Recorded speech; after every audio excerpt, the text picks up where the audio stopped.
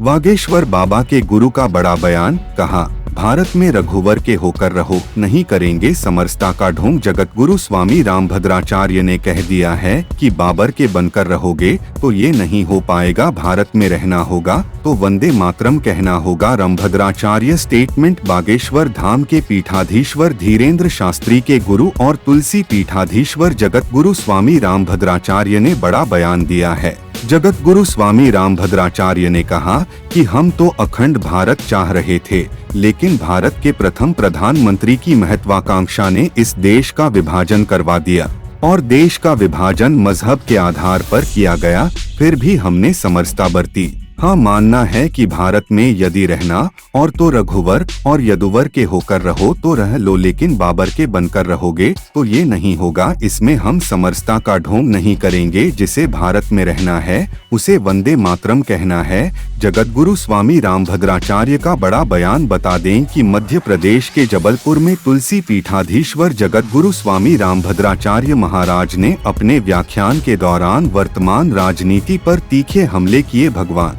श्री राम के रामराज्य के कई उदाहरण देते हुए उन्होंने सरकारों और नेताओं को नसीहतें दी। जगत गुरु स्वामी रामभद्राचार्य ने भारत देश को सदियों से अखंड बताया। साथ ही आजादी के बाद देश के प्रथम प्रधानमंत्री जवाहरलाल नेहरू द्वारा सत्ता हासिल करने के लिए भारत को विखंडित करने का बयान दिया। स्वामी रामभद्राचार्य यही नहीं रुके, बल्कि वर्तमान दौर की सरकारों की नीतियों पर जुबानी हमला करते हुए कहा कि सरकार हमसे है, हम सरकार से नहीं। जातिवाद को बताया सनातन के खिलाफ। जगत गुरु स्वामी रामभद्राचार्य ने जातिवाद पर कटाक्ष करते हुए अब्राहम लिंकन के वाक्य को दोहराया।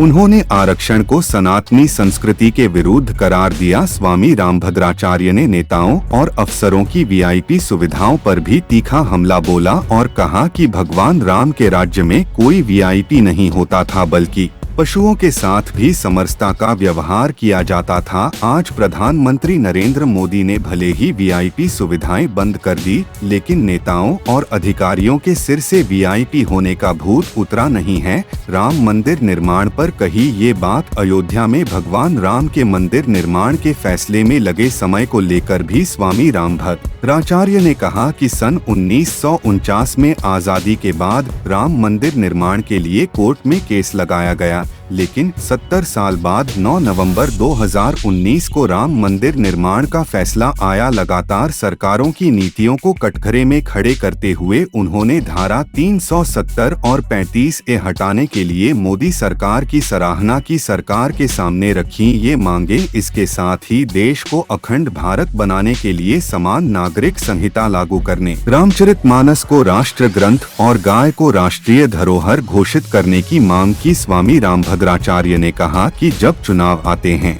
तब नेताओं को समरसता दिखती है। चुनाव आते हैं तब नई नई योजनाएं बनती हैं और शिलान्यास होते हैं, वरना 4 साल तक नेता आराम करते हैं। कई बार जब नेताओं से कोई मिलने जाता है तो उनके कर्मचारी साहब को व्यस्त बता देते हैं, तो कभी कह देते हैं कि साहब भोजन कर रहे हैं, भाई साहब आराम कर रहे हैं।